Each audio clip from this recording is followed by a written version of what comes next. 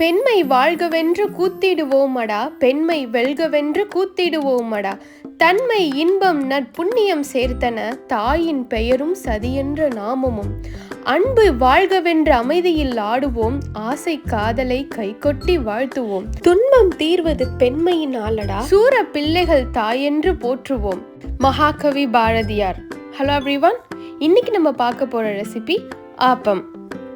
East இல்லாமல், soda இல்லாமல், சில பேர் ஈனோ கூட யூஸ் பண்ணுவாங்க. இது எதுவுமே இல்லாமல் நேச்சுரல் இன்க்ரீடியன்ட்ஸை வச்சு எப்படி சாஃப்டான ஆப்பம் பண்ணலான்னு பார்க்கலாம். ஒரு பவுலில் 1/2 கப் இட்லி ரைஸ் இல்லைனா 100 grams ஆஃப் இட்லி ரைஸ் எடுத்துக்கலாம். அதே மாதிரி 1/2 கப் பச்சரிசி இல்லைனா 100 grams ஆஃப் பச்சரிசி. உங்ககிட்ட பச்சரிசி இல்லைன்னா பாஸ்மதி ரைஸ் கூட சேர்த்துக்கலாம். அடுத்தது 1/3 கப், அதாவது 50 கிராம் உளுந்து சேர்த்துக்கலாம். 1/2 டீஸ்பூன் வெந்தயம். எல்லாத்தையும் சேர்த்து நல்லா வாஷ் பண்ணிட்டு ஒரு 4லிருந்து 5 மணி நேரம் ஊற வச்சுக்கலாம். 5 மணி நேரம் ஊறினதுக்கு அப்புறமா ஒரு மிக்சர் ஜாரில் மாற்றிக்கிட்டு ஒரு 1/2 கிளாஸ் தண்ணி ஊற்றி இட்லி மாவு பதத்துக்கு அரைச்சிக்கலாம். இந்த கன்சிஸ்டன்சிக்கு அரைச்சதுக்கு அப்புறமா மாவை வேற ஒரு பவுலில் மாற்றிட்டு அதே மிக்சர் ஜாரில் 1/2 கப் தண்ணி ஊற்றி கொஞ்சம் சால்ட்டு சேர்த்துட்டு 4 or 5 டைம்ஸ் பல்ஸில் அரைச்சிக்கோங்க. கிரைண்ட் பண்ண சால்ட் அண்ட் வாட்டரை மாவில் சேர்த்துட்டு நல்லா மாவும் அந்த வாட்டர் சால்ட் எல்லாத்தையும் நல்லா பீட் பண்ணி நல்லா மாவு கரைச்சி வச்சுக்கோங்க. எல்லாத்தையும் சேர்த்து நல்லா மிக்ஸ் பண்ணதுக்கு அப்புறமா 7 to 8 hours இல்லைனா ஓவர் நைட் ஃபர்மெண்ட் பண்ணிக்கலாம். ஓவர் நைட் ஃபர்மெண்டேஷனுக்கு அப்புறமா மாவு சூப்பராகவே மேலே பொங்கி வந்திருக்கு. ஆப்பம்க்கு மாவு ரொம்ப புளிக்கக்கூடாது, ஸோ ரொம்ப நேரம் அதை ஃபர்மெண்ட் பண்ண விடாதீங்க. ஆப்பம் ப்ரிப்பேர் பண்ண இப்போ மாவு சூப்பராக ரெடி ஆயிடுச்சு. அதுக்கு முன்னாடி சில இன்க்ரீடியன்ஸை நம்ம சேர்க்கணும். First 1 teaspoon of sugar. இந்த சுகர் சேர்க்கறதுனால ஆப்பம்க்கு ஒரு மைல்டான கோல்டன் கலர் கிடைக்கும். நான் சொன்ன அளவை விட அதிகமான சுகர் சேர்க்க வேண்டாம். அடுத்தது 1/4 கப் தேங்காய் பால். இந்த தேங்காய் பால் திக்காக இருக்க வேண்டாம், கொஞ்சம் தின்னாவே இருக்கட்டும்.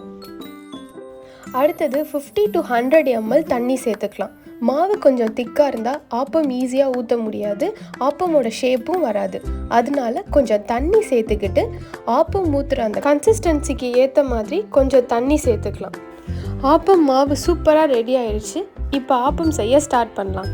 அதுக்கு ஆப்பம் பேனை எடுத்து நல்லா ஹீட் பண்ணிவிட்டு ஆயிலை ஸ்ப்ரெட் பண்ணிக்கலாம். பேன் நல்லா ஹீட் ஆனதுக்கப்புறம் தான் ஆப்பம் செய்ய ஸ்டார்ட் பண்ணணும்.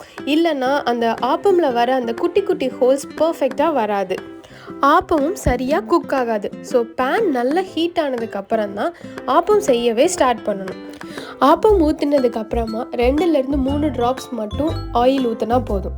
தேங்காய் பால் ஊற்றி நீங்கள் சர்வ் பண்ணுறீங்கன்னா ஆயிலை கம்மியாகவே ஊற்றிக்கோங்க, ஏன்னா ஈஸியாக டைஜஸ்ட் ஆகாது. இப்போ ஆப்பம் ஊற்றியாச்சு. மூடி வச்சு மீடியம் ஃப்ளேமில் குக் பண்ணிக்கலாம். சாஃப்டான ஆப்பம் சூப்பராக ரெடி ஆயிடுச்சு.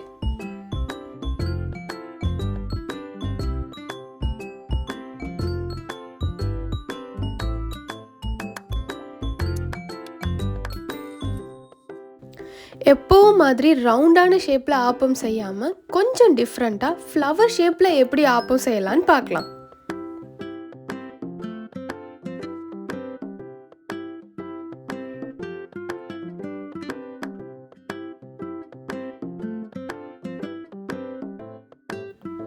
ரொம்ப பியூட்டிஃபுல்லான ஃப்ளவர் ஷேப்டு ஆப்பம் ரெடி.